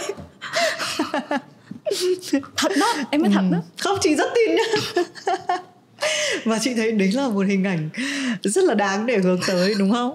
Tại vì chị sợ nhất là như thế này này. Thì mình cũng thấy là tại vì hành trình viết nó là một cái mà có thể mình không cần phải nói ra, nhưng mình hiểu nó, mình biết là như thế đấy. Mình biết nó có những cái mà nó có sung sướng ở trong đấy, nó có cái vất vả ở trong đấy. Cho nên mà biết được cái đường ra để mà ngắm tới đã là thứ cực kỳ tuyệt vời rồi ấy. Cái sợ nhất là giữa chừng mình sẽ rơi mất ở đâu đấy. Em đối với Văn Chu em cảm giác giống như là kiểu nếu như em làm thư ký á, thì nó cũng vậy á. Tức là làm tới khi người ta không cho mình làm nữa, hoặc là kiểu mình không còn đủ sức mình viết. Tức không phải là cái đam mê mãnh liệt gì đâu, nó không hề là cái đam mê mãnh liệt, mà kiểu mình được thiết kế nó vậy. Chỉ làm cái chuyện đó thôi, nó không có gì đặc biệt xảy ra, kiểu như không bị mất trí hoặc là không bị chết, thì mình sẽ làm cái việc mà mình đã chọn. Nhưng mà nó phải có tính thực tế. Cái hình ảnh vừa rồi, nói chung Ngân Vi nếu mà trả lời cái câu này xong thì có một cái niềm, thì mình sẽ có một cái niềm tin vững chắc hơn vào thế hệ nghệ sĩ mới. Nói thế cho nó oai. Đấy là hồi xưa mọi người rất là quen với hình ảnh nghệ sĩ vật vã, nhà văn nữa, nhà văn vật vã để nuôi cái cuốn sách của mình. Bởi vì cái sự, mà kể cả đến bây giờ cái chuyện bán sách để kiếm tiền là một giấc mơ kiểu như là mong manh. Em đấy Em đấy. Không thì mình hiểu, tại vì chắc chắn nó sẽ có một cái khoảnh khắc nó vỡ mộng. Hồi xưa thì với Thùy Minh, hồi xưa mình nghĩ là chắc là có một cái cuốn sách làm cái gì đấy, nó sẽ là một cái cú nổ đấy trong con người mình ấy. Thế nhưng mình phát hiện ra là tiền nó không mang đến này, danh tiếng nó cũng không có danh tiếng gì hơn nhiều này. Đúng không? Mình vẫn là mình đấy. Mình cứ tưởng là mình sẽ phải lột xác sau những cái cuốn sách, nhưng mà thậm chí còn trốn tất cả những lời mời phỏng vấn các thứ, tại vì không biết phải nói gì về nó. Kiểu nó bây giờ nó là một cái cá thể khác rồi, mình không thể nào nói về nó như thể là mình rất hiểu nó được. Đúng rồi mình tách riêng nó ra. Không, thế thì cái việc mà Vi nói là bạn lập trình để làm cái này, thế mình cần phải lập trình thêm những cái gì nữa để mình nuôi cái hành trình này của mình? Nó rất là tự nhiên đó chị, kiểu như nè,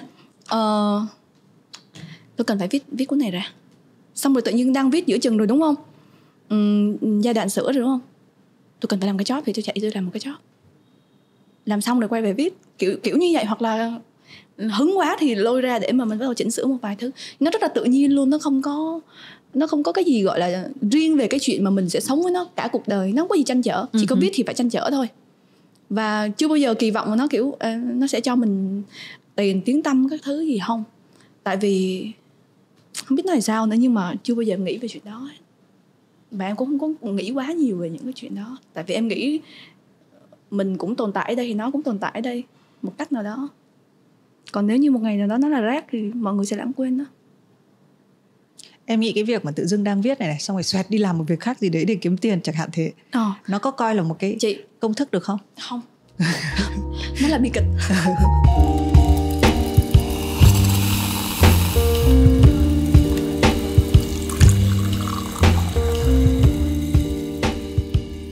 Em ngồi với chị nãy giờ mà em chỉ có muốn một câu hỏi để em hỏi thôi. Thật sự luôn á. Tại vì chắc là có lẽ cái con người làm báo bắt đầu nó trỗi vậy. Chị đang định nhờ em kết luận về buổi trò chuyện này bằng kỹ năng làm báo đây.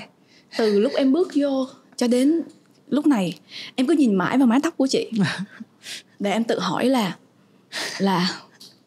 đấy là những thứ em nghĩ trong đầu trong lúc chị đang phỏng vấn á. Đúng rồi. Em rất là đơn giản luôn. Kiểu có những cái suy nghĩ đơn giản lắm, nói chung không có gì phức tạp hết. Em nghĩ tại sao thì mình lại để một mái tóc như vậy. Tại vì mình từng nghe nói là khi mà phụ nữ họ càng có tuổi thì họ càng thích quay trở về với sự tự nhiên. Giống mình. Mà tại vì nó gần gũi, nó lại càng gần gũi với cái chuyện mà chị nói chị không có thời gian để suy tư. Thì em đang tự hỏi nó có liên quan tới nhau không? Chị cũng không nghĩ rằng là phụ nữ đến một độ tuổi nó là một cái gì đấy nó kéo dài. Nó chỉ là nó sẽ có khoảng 3 tháng phụ nữ đến một độ tuổi và muốn, tức là cái câu mà em nói ấy, đúng không? Nó chỉ áp dụng cho vòng không, nhưng mà nó sẽ áp dụng trong vòng 3 tháng. Tại vì sẽ có những 3 tháng đấy chị nghĩ như thế thật. Có suốt một năm tóc chị rất là đen và chị nghĩ thôi mình nhìn lại những cái ảnh của mình hồi xưa mình thấy không ổn. Mình thấy cái sự nguyên bản là thứ rất là oách, rất là hay. Và nó diễn ra trong 3 tháng đấy. Thế xong 3 tháng sau thì mình lại nghĩ một thứ khác và nó phản chiếu một thứ khác. Thậm chí bây giờ nó đang ở. Nếu mà câu trả lời cuối cùng em mà hỏi nó đơn giản hơn ấy, là tại sao chị lại để cái tóc này chẳng hạn ấy, thì chị sẽ có một câu trả lời đơn giản hơn. Đấy là khi mà chị nhìn thấy trong gương có những cái sợi tóc bạc ấy, thì chị thích là tất cả là bạc hết đi, để cho đỡ phải nhìn thấy. Thế nhưng mà sau đấy thì ra thì nói thì người ta làm một hồi khói khiếc các thứ thì nó là một chuyện khác nữa rồi, đúng không? Đấy thì đấy là câu trả lời của chị. Còn chị vẫn muốn hỏi một câu. Chị hỏi một cái câu mà cái câu này thì nó tập nào chị hỏi Nhưng mà được cái là em không xem hết được đến cái chương trình này. Em rất là xin lỗi là không sao. Là em nghĩ coi tivi từ hồi em 12, 13 tuổi gì đó, tức là qua cái tuổi coi phim hoạt hình. Ý là tức là tivi đối với em nó còn xa lạ, thì những cái nền tảng khác là nó em cứ tuyệt đối xa lạ. Em cứ cố những sự bao biện đi nhưng mà không sao. Không chị, em nói thiệt lòng luôn, tức là em sẽ cố gắng. Dù gì thì nó cũng đến câu cuối cùng rồi. Nếu ngày mai em lên hoang đảo, không biết ngày trở về,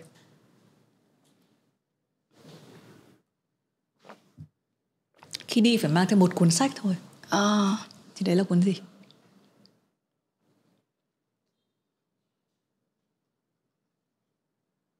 Em phân vân giữa hai cuốn sách, nhưng mà sau đó em đã chọn cuốn 100 năm cô đơn của Marquez. Rồi ôi, nó rất là thống nhất với những gì em nói chuyện và con người em mà. Cái câu này nó luôn là một cái câu mà như thế nào nhỉ? Cái hành trình phỏng vấn chị cứ share với Ngân Vi nhá. Mỗi lần mà thì mình phỏng vấn, cái này cũng share với khán giả luôn, nó luôn là tổ hợp của cảm xúc của mình này, đúng không?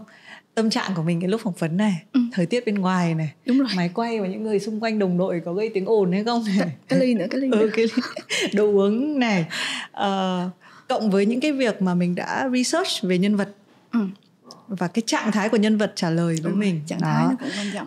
Nhưng mà mình hay phải có một cấu trúc này là mình có hình dung về khách mời của mình như thế này. Và cái câu hỏi hoang đảo nó hay giúp mình tái khẳng định lại cái cảm giác đấy là nó đúng hay sai. Và thi thoảng nói thật với mọi người, không biết cái này có phải hành trình của mọi người xem không, là đến cái câu hỏi mà lúc nào mình cũng hỏi tự dưng té ra người đấy khác hẳn thì nó sẽ rất là buồn cười, đúng không? Nó kiểu như hóa ra là cả cái hành trình tôi đang chạy theo một cái con người khác, và đến cuối họ cho tôi một cái câu hỏi như một con người khác. Thì có thể là đó là hình ảnh họ muốn hướng tới, và họ cũng không sai, và nó cũng là họ thôi. Đúng. Nó không, mình không xét đoán gì ở đây, nó chỉ là một cái trò chơi trong tâm trí của mình, như một cái cuộc rượt đuổi mà thỉnh thoảng mình sẽ rượt nhầm đó. Cái đó là cái sự thú vị của khi mà mình làm báo, đi phỏng vấn. Đó, thì chị chia sẻ cái đấy, đúng không? Thì may quá. Đến cái câu trả lời, đây là một tác giả thì mình rất là thích, nhưng mà cái tác phẩm đấy thì mình quá sức với mình. Chị có muốn hỏi tại sao em sẽ mang cuốn đó đi không? Thậm chí chị không muốn hỏi luôn ấy. Vì từ đầu đến cuối Ngân Vi quan tâm rất nhiều đến sự mất kết nối. Với lại một phần khi mà mình ở hoang đảo, mình cũng không có người mà, mình chỉ có mình thôi. Cái kiểu giống như là một cái hành trình của con người xuyên suốt 100 năm. Thật ra nói một cách nào đó thì em cũng rất yêu con người. Có những lúc cảm thấy rất là căm ghét con người. Đó là cái trạng thái có chứ không phải không có. Nhưng mà quy tụ chung thì mình vẫn có thể xúc động và rơi nước mắt vì con người. Ví dụ sáng nay đã rơi nước mắt vì Trương Quốc Vinh, tự nhiên nhớ tới anh ấy. Em có những cái chuyện kiểu rất là tào lao. Một ngày đẹp trời nọ cách đây 5-7 năm em viết một cái lá thư cho Phan Đăng Di chứ. Cái tự nhiên nhớ Vương Phi quá. Làm như thể là Vương Phi là người rất là thân với mình vậy đó. Nhưng mà cái hình ảnh của những con người ở những cái khoảnh khắc nào đó nó luôn làm mình xúc động. Thật sự em rất là hay xúc động về con người mà không biết tại sao. Thì dù ở hoang đảo thì mình cũng muốn thấy con người, kể cả cái nỗi cô đơn của họ đi xuyên suốt 100 năm như vậy. Thì mình rất vui là mình đã mời Ngân Vi. Bởi vì sẽ có những cái cuộc trò chuyện mà mình, cái này khán giả cũng là người xem thì sẽ hiểu rõ, hoặc là Ngân Vi là người đi phỏng vấn, sẽ có những cái cuộc trò chuyện. Thường thì nếu với tư cách một nhà báo và người phỏng vấn, mình muốn mọi thứ nó nằm trong tay mình. Đúng rồi. Và mình chỉ có bằng đó thời gian thôi. Nhất là cái phần mà xả băng nó kinh khủng lắm, cho nên mình phải chuyên nghiệp là phải vậy, phải cho nó kéo nó về cái câu chuyện của mình cho nó xong. Mục đích của cái chuyên đề đó như thế nào, thông tin khán giả đang cần, nhưng nó cũng hay. Có điều đến một lúc nó hết hay với mình rồi thì ngưng. Thì thành ra cái mà chị vừa nói để chị nuôi dưỡng cảm xúc với nhân vật thì cái đó em chưa từng nghĩ tới. Thành ra em cũng nên học hỏi nếu như mà em còn làm báo. Hoặc là các bạn đang coi mà có ai muốn làm báo thì nên như vậy. Tại vì cái cảm xúc của em trong những cuộc phỏng vấn đến và nó đi quá nhanh, nó trong vòng bằng đó năm, và em nghĩ là em không thể phát triển với cái nghề được nữa. Tức là văn thì vẫn viết thôi, thì em nhất định là phải đi học rồi. Nhưng bây giờ thì chị nói xong thì em cảm thấy là chẳng qua là mình không có những cái cách nào đó để mình nuôi dưỡng được cái đam mê công việc của mình thôi. Đấy, và thì mình vẫn mình cảm giác đôi khi mình cũng không cần phải hỏi. nó chỉ là vẫn là hôm nay thì học được cái từ trạng thái đó. Đúng là mọi người cũng hay hỏi là cái điều gì mà mình ngồi đây và mình nói chuyện, đúng không? Thì là cái cảm giác là tôi bước vào một cái trạng thái mà tôi có thể trò chuyện lắng nghe, hoặc là tôi có thể không cần hỏi, tôi có thể ngồi lắng nghe và sau đấy nói ra những cái điều mà ở ngay cái khoảnh khắc này. Mình cũng chỉ nói được ở khoảnh khắc này thôi, mình không thể biết là ngày mai cái khoảnh khắc này nó có như vậy nữa không, hoặc là ngày mai thì mình với Ngân Vi mà ngồi lại thì nó có như thế này nữa không, thì mình cũng không. Em nghĩ lần sau mà ngồi lại thì chắc là đi uống bia không? Không uống rượu. Uống whisky. Ok, cảm ơn Ngân Vi rất là nhiều. Cảm ơn chị. Hôm nay thì nếu mà chúng ta dùng hẳn là hai cái đầu nhà báo thì nó sẽ khác hơn. Nhà báo thì em không lại chị rồi. Đấy là trong trường hợp nếu. Với lại hôm nay em quá quan tâm đến màu tóc của chị là một. Cái thứ hai nữa, em nói thật là cái thứ hai nữa là em quan tâm đến cái mặt của em nó có đang bị sưng phù hay không sau khi bị dị ứng lông mèo của anh Lâm. Thì không, mình vẫn nghĩ là ok, cái hình ảnh của Ngân Vi của ngày hôm nay sẽ là mình cũng lâu lắm mới phỏng vấn được một người mà có thể như thế nào nhỉ, có thể nói ở cuối rằng là viết tiểu thuyết hay là hành trình viết văn của tôi là cái hành trình xương máu. Thực ra tìm được một người ở tuổi của Ngân Vi ở Việt Nam bây giờ trò chuyện về chuyện này thì mình cực kỳ quý cái việc đấy, cái việc tìm được một cái nhân vật. Chứ còn thực ra nếu mình nói chuyện với tư cách là nhà báo hay là kể cả người làm phim, câu chuyện nó cũng khác hơn. Tại vì đúng ít rồi. Nhất làm báo và làm phim thì mình cảm giác là vẫn còn có nhiều người đang theo đuổi. Nhưng mà để viết văn thì em cũng em khoe một chút nha. Cái chuyện ngắn gần đây em viết đó, tất nhiên là đã có những người mà em cảm thấy là lời khen có giá trị rồi, nhưng mà bên cạnh đó có một nhân vật. Tại vì tại sao phải nhắc? Tại vì tham gia Have a Sip với chị rồi là chị Thu Uyên đó. Chị nhắn cho em cái tin mà em xúc động lắm. Kiểu cũng giống như chị nói, cái trạng thái, cái những suy nghĩ của chị về văn chương Việt Nam hiện đại như vậy, thì chị đọc văn của em thì chị thích, thì em cũng cảm thấy vui như vậy. Đấy, và mong là Ngân Vi giữ cái này. Chắc là cũng không cần phải lấy lời động viên của Thùy Minh đâu. Dạ, mình thấy cũng em nghĩ là nếu em còn tiếp tục sống được. Đúng rồi, mình sẽ chờ mong cái hình ảnh đấy nhá. Mình già hơn Ngân Vi, nhưng hy vọng lúc đấy mình vẫn có thể viết được một cái hình ảnh. Chúng ta không nói đến việc là cách thực hiện nó như thế nào, nhưng chỉ cần có một cái hình ảnh đấy thì mình đã nghĩ là có một chút hy vọng, có một chút để trông đợi, có một chút mà có thể đúng nghĩa là gọi là celebrate ấy, có thể gọi là hân hoan khi mà nghĩ đến cái hình ảnh đấy. Nên là chúc hành trình của bạn kiên định. Cảm ơn. Cảm ơn các khán giả của Have a Sip. Hôm nay là một cái buổi trò chuyện thì mình nghĩ là cũng nhiều lúc mình rất là giỏi câu chữ, có những lúc mình không nghĩ là không cần đến câu chữ nữa. Nhưng mà cái điều mà Have a Sip luôn muốn làm là khi mà mình trò chuyện với một nhân vật thì mình tò mò hành trình của ai đấy đã đi qua, hành trình tìm thấy những cái gì mà coi là xương máu của mình. Bởi vì cái điều đấy nó quan trọng hơn tất cả những cái điều khác. Trạng thái đó. Một lần nữa cảm ơn Ngân Vi, cảm ơn tất cả các khán giả của Have a Sip. Xin chào và hẹn gặp lại.